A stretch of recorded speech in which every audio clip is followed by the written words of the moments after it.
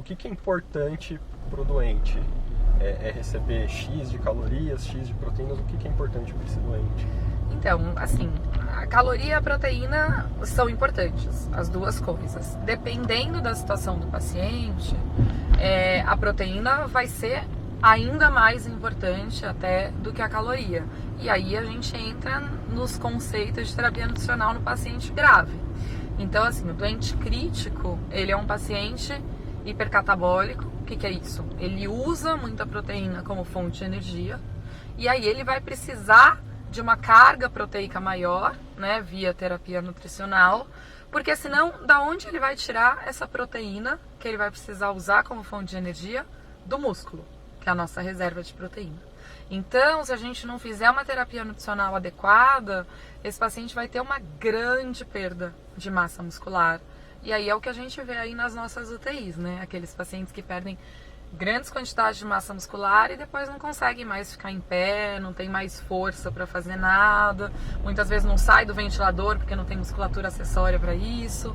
Então a gente tem que tentar priorizar ali.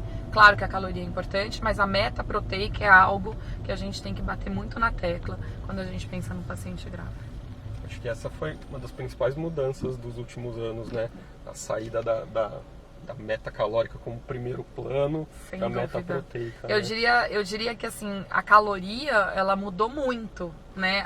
O que a gente tem de meta e a forma como a gente enxerga essa meta nos últimos anos. Então, se a gente for pegar alguns anos atrás, a gente tinha uma meta mais alta para o paciente crítico desde o começo, então a gente falava de 25 a 30 calorias por quilo de peso desde o momento que ele internava na UTI, e todos os nossos indicadores eram em cima da caloria, né? Então, quanto de caloria ele atingiu, se ele conseguiu atingir a meta calórica. E aí os estudos começaram a mostrar, primeiro, que talvez essa quantidade de caloria para um paciente que não é um desnutrido grave, é um alto risco, não faça tanta diferença.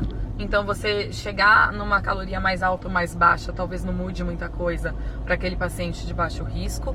E mais, na fase precoce do paciente, essa meta calórica tem que ser menor. Então, a gente hoje, por exemplo, dificilmente tem uma meta aí maior do que 15, 20 calorias por quilo de peso nos primeiros 4 dias do paciente na UTI. Então, isso é uma coisa que mudou muito, né? A gente não só não se preocupar tanto com a caloria, mas se preocupar muito e dar pouca.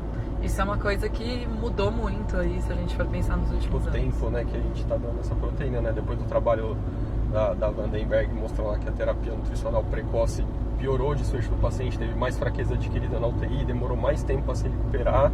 Isso aí veio à tona com mais clareza, assim, para todo mundo, acho, e a partir daí começaram a surgir muitas coisas. Exatamente. Né? Eu acho que, assim, o conceito que fica de tudo isso é que a gente tem que respeitar aquela fase aguda da doença crítica, né? Aqueles primeiros dias, que se a gente quiser dar muita coisa naquela fase inicial, isso vai ser pior, né? Então a gente tem que, claro, nutrir precocemente, começar a terapia nutricional no começo, mas com muita parcimônia ali com as quantidades que vão ser dadas para esse paciente.